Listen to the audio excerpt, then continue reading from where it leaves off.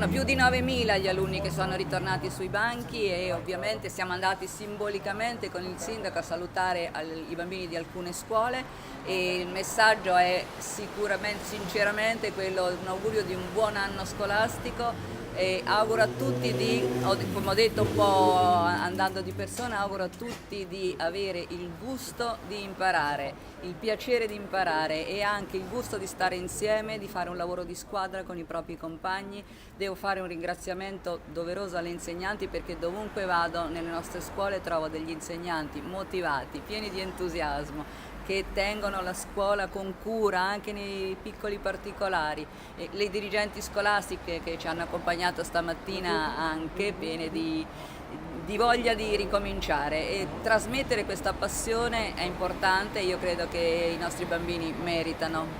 proprio questo. Tra le scuole che avete visitato quest'oggi avete scelto anche questa degli Archi, per quale motivo? Abbiamo scelto questa degli Archi perché ci sembra emblematico in un momento in cui ci stiamo battendo per il recupero delle periferie. Sapete tutti che c'è in corso questa battaglia proprio per riavere i fondi che pensiamo di voler investire in questo quartiere, che tra l'altro è bellissimo e che è un po' l'ingresso alla città. C'è la Mole, è un quartiere che merita di essere valorizzato e quindi abbiamo scelto questa scuola perché è un po' il simbolo di un quartiere a cui prestiamo tanta attenzione. Sono insegnante da diversi anni in questo plesso e noi cerchiamo sempre di coniugare il passato con le vecchie radici, di una scuola prettamente di bambini italiani con una scuola che è insomma di adesso, che è una scuola prevalentemente di stranieri, per costruire in futuro una scuola in cui presente e passato possano